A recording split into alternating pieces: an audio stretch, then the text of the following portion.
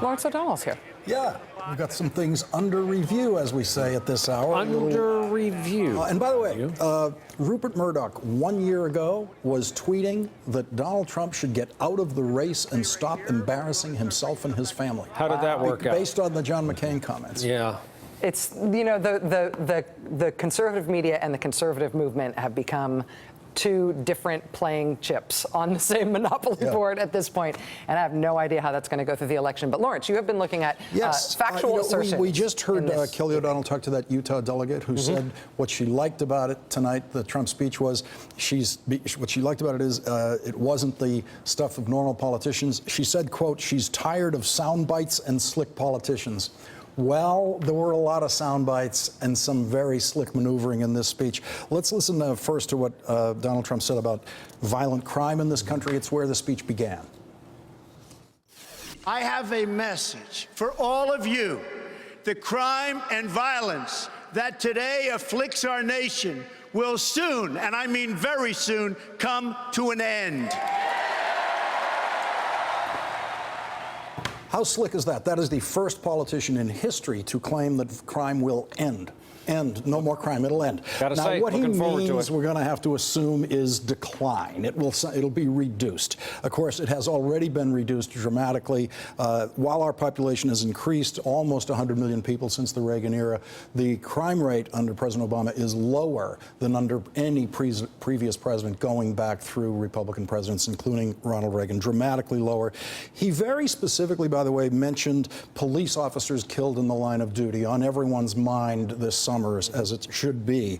And what he doesn't seem to know is that police officers killed in the line of duty, on average, in a year during the Obama presidency, is a much lower number than any previous presidency.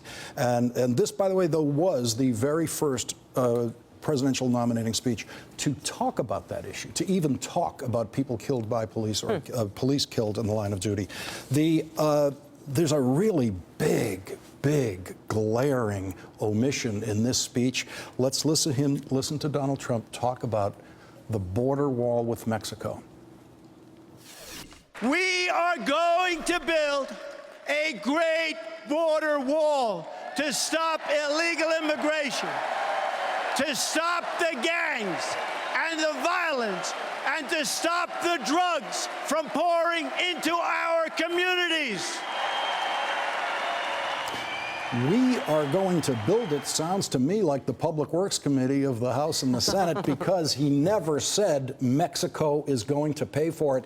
And that crowd, possibly instructed by whips, never started to chant Mexico is going to pay for it, as they always do at Trump rallies. This is a major pivot on one particular policy anyway. Absolutely no claim, no suggestion, no hint that Mexico will pay for it. I don't know if we're going to hear him mention the idea of Mexico paying for it again. Of course, everyone knows that was never going to happen. Now Donald Trump seems to know. Another very, very big item here that he talked about, immigration, and an omission here, or a change. Let's listen to what he said. We must immediately suspend immigration from any nation that has been compromised by terrorism until such time as proven vetting mechanisms have been put in place. We don't want them in our country. You did not hear the word Muslim in there. If that was the statement he made, instead of the statement he made the night months ago when he walked out and announced that he was going to ban the entry of Muslims, it would have been greeted very differently, because this particular phrasing of it fits within constitutional limits as we understand it. There are things that you can do to restrict immigration from geographical areas. You cannot possibly limit it on the basis of religion, which he did do. We would need a very long time to go through all of the economic stuff here.